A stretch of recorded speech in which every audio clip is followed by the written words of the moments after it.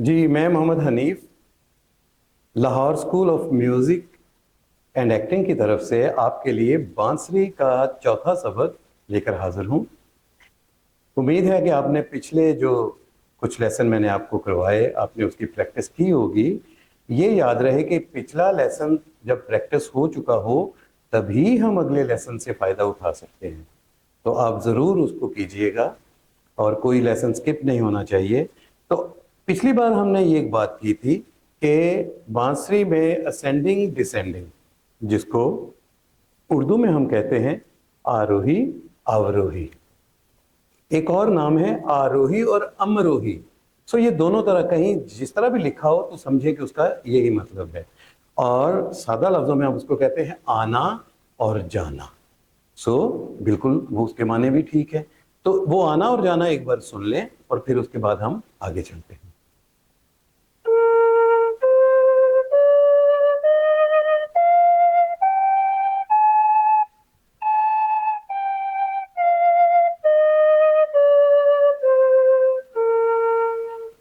ये आपने देखा कि सारे गामा पाधा नी धा पा मा गा रे सा, ये हमने कर लिया। ओके, आपने ये भी नोट कर लिया किस जगह पे उंगली ऊपर वाली और नीचे वाली को एक दूसरे के साथ कॉम्बिनेशन बना के इस्तेमाल में लाना है। एक अब अगली बात वो ये है कि मैं जब आपको बांसुरी सिखा रहा होता हूं तो मैं अपनी उंगलियों को ज्यादा उठा रहा हूं। क्यों उठा रहा होता हूं? ताकि आपको कैमरे से जो उंगली मैंने उठाई है उसकी पूरी तरह से समझ आ जाए। आप लोगों ने उंगलियों को इतना नहीं उठाना। अब मैं दो तरह से बजाऊंगा, एक एक तरह से वो जो मैं सिखाने के लिए बजाता हूं, जो कि आपको नजर आए, और दूसरी तरह वो जैसे आपको बजाना है। तो कितनी उंगलियों को उठाना है आपने, आप उस पर गौर कीजिएगा।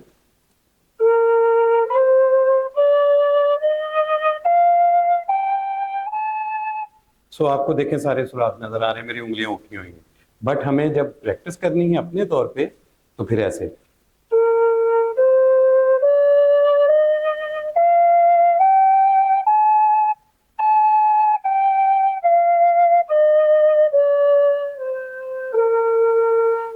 तो ये इसलिए जरूरी है कि अगर हम उंगली को बहुत दूर लेके जाएंगे बांसुरी से, तो वो जब हम उसको वापस रखेंगे तो हो सकता है कि वो उसकी अलाइनमेंट अपने सुराख के ऊपर ना रहे, और वो क्या होगा कि उंगली में लीक, सुराख उस सुराख से फूंक जो है वो लीक होगी, तो हमारा सुर जो है, हमारी आवाज जो है बांसुरी की, वो वहां खराब हो जाएगी।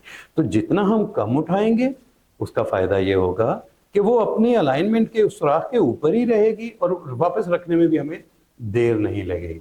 तो ये बात आप शुरू से ही जहन में रखें कि आप मुझे देखते हुए उंगलियों को ज्यादा मत उठाएं।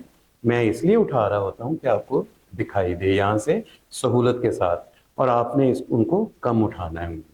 हम आगे चलते हैं सबक को लेकर। अभी हमने सरगम की सा रे गा मा पा धा नी तक। अच्छा, जबकि सरगम तो लोग आम हमने सुना है वो ऐसे होता है, सा से सा तक होती है।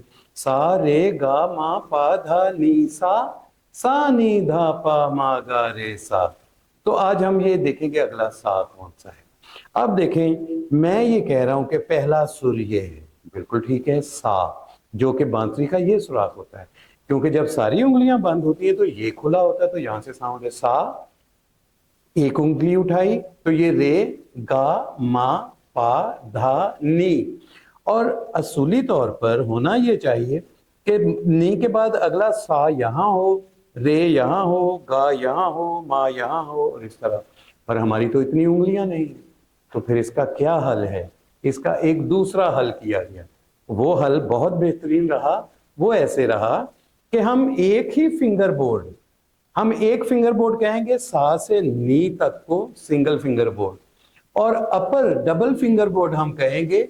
बिल्कुल यही एक्शन करना है, बट वहां प्रेशर फर्क होगा।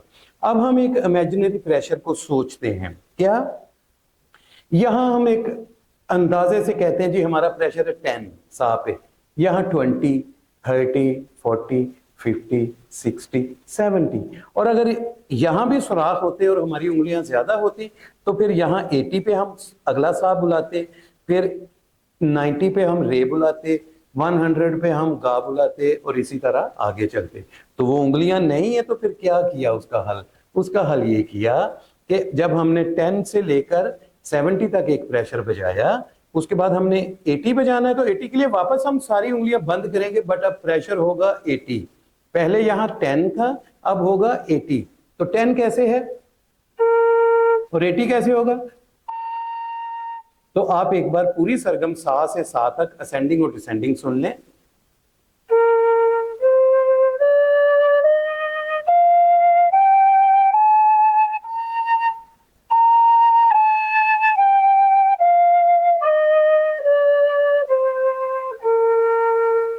तो ये था हमारा आज का सबक, जिसमें हमने सा से सा तक बांसुरी बजाई।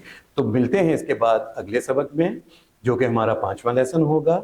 तो Lahore school of music and acting की तरफ से मोहम्मद हनीफ आपसे इजाजत चाहता है। जीते रहें, खुश रहें।